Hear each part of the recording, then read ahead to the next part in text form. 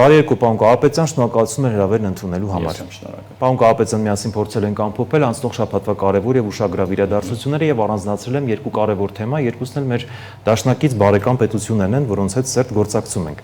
Սկսենք Հնդկաստանից, որը նաեւ դարձել է ոչ միայն բարեկամ երկիր, դաշնակից գործընկեր, այլ նաեւ թիվ 1 զենքի մատակարարը։ Հնդկաստանը բավականին լուրջ խնդիրների առջև է կանգնել իր հարևան երկիր Պակիստանի հետ, սակայն այս պատմությունը բավականին վաղ անցյալում է եղել, 20-րդ դարից սկսած այս բախումը շարունակվում է, դեռ 1947 թվականից նրանք բախման են։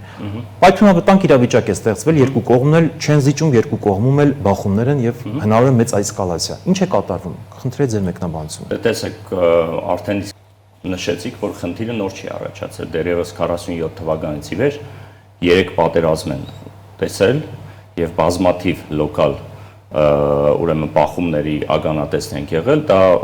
այն խնդիրն է, որը որ ուղիղ կապված է Ջամու եւ Քաշմիրի տարածաշրջանի հետ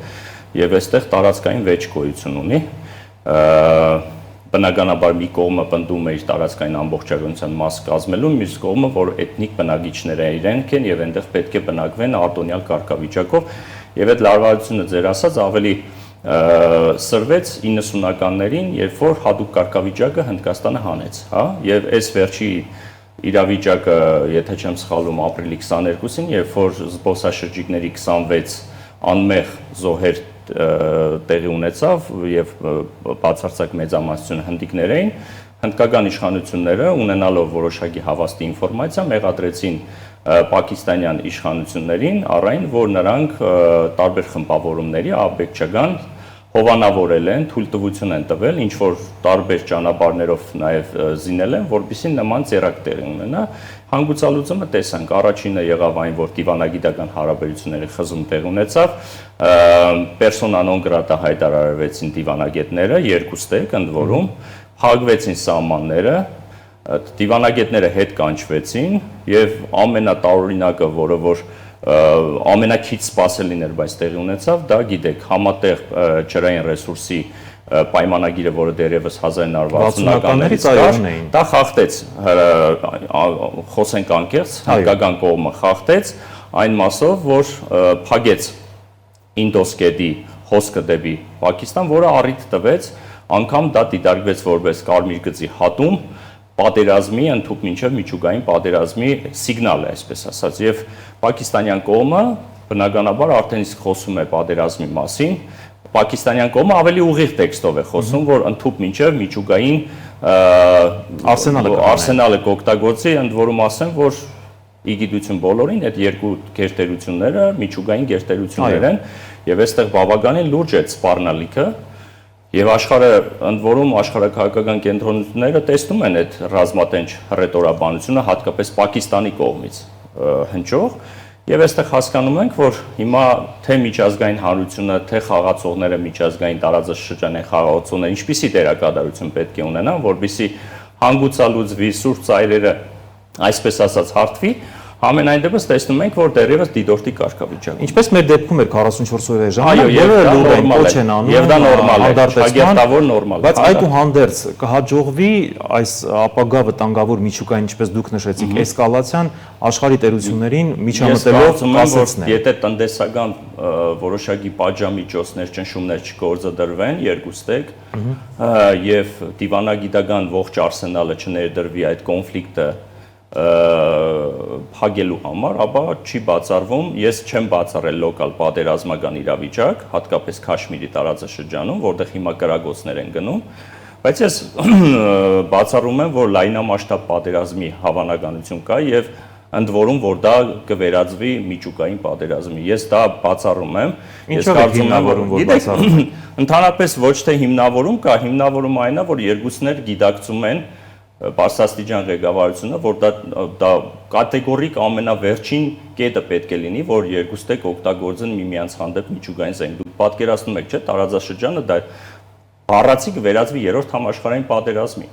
Եվ այստեղ գիտակցական պահը կա, որ երկուստեք նրանք հասկանում են, որ խնդիրը չի կարելի հասցնել այդ մակարդակին։ Բայց չեն էլ զիջում եկը մյուսը։ Չեն զիջում, բայց ամեն ինչ ինչքան էլ լարված մթնոլորտի է վերածվում, բայց անդուանդերս կառավարելի է դեր։ Այդ դրա պատճառով է։ Նույնիսկ որոշակի վերլուծաբաններ միջազգային, հարթակներում նշում են, որ գերտերություններ կա, որոնք հովանավորում են։ Հենց նշում են, որ Միացյալ Նահանգներն ու Իսրայելը հովանավորում են։ Ենթադրենք Հնդկաստանին, Թուրքիան, ինչ որտեղ նաև Ադրբեջանը, ձեր ասածը ավելի կոնկրետ, այո։ Այս մասով ձեր գնահատականը։ Պակիստանի ռազմավարական եւ ռազմական դաշնակիցները Թուրքիան եւ Ադրբեջանն են։ Ընդ որում նաև մի շարք թյուրքական պետություններ եւ ամենակարևորը Չինաստանը հասկանալի պատճառներով Աֆղանստանի հետ կապված է այստեղ եւ իսկ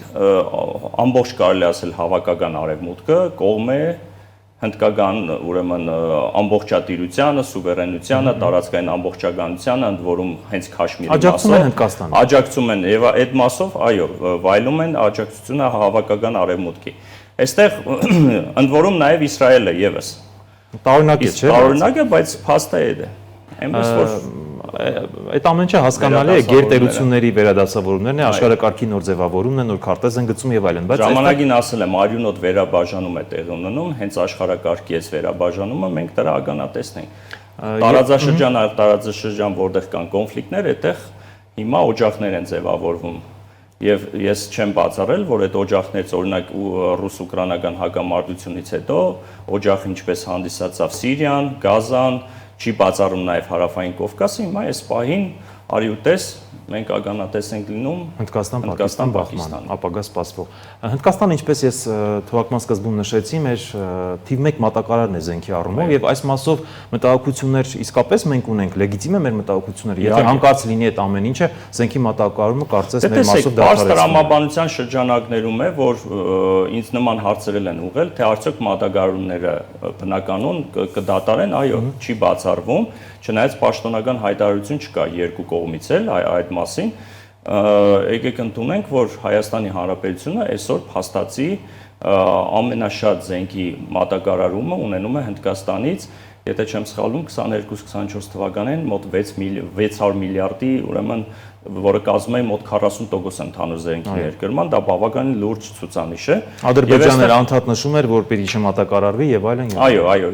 եւ այս նույնական չի թե ինձ զենամթերք էին սպառազինությունը դրա որակականը, դրա մասին եկեք չխոսենք, քանակների ներկրման եւ այլն, բայց խոսենք, որ այո, թիվ 1 մատակարարն է եւ այստեղ բնական է, որ վաղը մյուսօր, եթե իրոք վերածվի ավելի լայնամասշտաբ ինչ-որ պատերազմական իրավիճակի, չի բացառվում, որ սեփական արսենալը պահելու համար այդ զենքը այս պահին իրենց է պետք, կարող է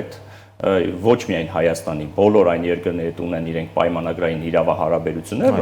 ռազմաքաղաքական եւ զենքի մատակարարման դատարելի առժամանակ։ Իսկ Ադրբեջանը կարող է օգտվել այդ իրավիճակից։ Ենթադրենք ստացվում է մեծ էսկալացիա բռնկում եւ Ադրբեջանը ընդհանրապես յուրաքանչյուր պատե առիթ, պատե անպատե ման է գալիս, որբիսի իր ծավալապաշտական նկարտումներ իրականացնի։ Բայց այս համատեքստում նաեւ ասեմ ձեզ, որպես ինֆորմացիա, որ Թուրքիան արդեն իսկ ռազմական օգնություն տրամադրում է Պակիստանին, այդ թվում նաեւ Ադրբեջանը անմասն չէ։ Դե Ադրբեջանի պատերազմի հրահրած դեպքում էլ Պակիստանն էր մասնակցում 44 օրը։ Այո, Պակիստանն էլ գիտեք, հանդիսանում է Ադրբեջանի զենք մատակարարողներից առաջի շարքին։ Բայց շատ տարօրինակ է Ադրբեջանի զենք մատակարարողը նաև Իսրայելն է Ադրբեջանի հետ, բայց այս դեպքում Իսրայելը դեմ է Պակիստանին։ Մի տեսակ շատ խառն է։ Դե տեսեք, էլի գալիս ենք նրան, որ չկան հավերժական բարեկամներ, դաշնակիցներ, մի հարցում կարող են լինել քո բարեկամը, մյուսի պարագայում քո թշնամին։ Եվ այս պարագայում Ադրբեջանը շատ հետաքրքիր դիվանագիտական մեթոդներ է կիրառում, վատ հարաբերությունների մեջ չմտնել մեկ այլ պետության համար եւ իր հարցերը լուծել համենայն դեպս առանց իր որպես խնդիր ձևակերպելու ուրիշի հետ կոնֆլիկտները։ Դրա համար Ադրբեջանի հետ կառուցում է բավականին բարձր ու լուրջ ռազմաստրատեգիական հարաբերություններ, ընդ որում Նեթանյահուն ժամանելու է հենց Բաքու։ Այո, այդ մասին էլ կանդրադառնանք շուտով։ Հիմա անդրադառնանք նաև մեր մյուս բարեկամ երկրին դաշնակից երկրին, Իրանի Իսլամական Հանրապետությանը, վերջերս Փեզեշքյանը նախագահը Բաքվում հանդիպեց Ալիևին եւ փաստաթղթեր ստորագրեցին։ Ինչպիսին է այս պահին եւ այս իրավիճակից ելնելով Իրան-Ադրբեջան հարաբերությունները։ Տեսեք, նախ հուշագիր է ստորագրվել տարբեր ոլորտների մասով Ես քանի որ ժամանակը սեղմ է չենք կարող շատ երկար քննարկել, ես կասեմ կարևորագույնը։ Համենայն դեպս Փեզեշքյանը չի հնչեցրել կետ մեկ հայտարարություն, որը չի բխի Հայաստանի Հանրապետության շահերից կամ դեմ է Հայաստանի Հանրապետության ազգային ու պետական շահերին։ Այնտեղ եղել են ուղիղ հարցադրումներ, ընդ որում սադրիչ հարցադրումներ կապված տարածաշրջանում նոր ճանապարհների, այդ թվում Սյունիքով Երթևեկի ապահովման մասով, ամենայն դեպս Փեզեշքյանին հստակ ասել է, որ կառուցվում են նոր կամուրջներ, նոր ճանապարհ, ինչպես միշտ տրամադրել է Իրանի Իսլամական Հանրապետությունը ճանապարհ Նախիջևանից Արևմտյան Ադրբեջան, նույն բնականon հունով պատրաստակամ է ավելի մեծ քանակով հոսքի դեպքում նույնիսկ ապահովել այդ երթևեկը, այնպես որ ուզում է ասի, որ հիմա ձեր համար թող առաջնահերթություն չլինի Հայաստանի այդ ճանապարհը, հասկանում ենք նախ, որ դա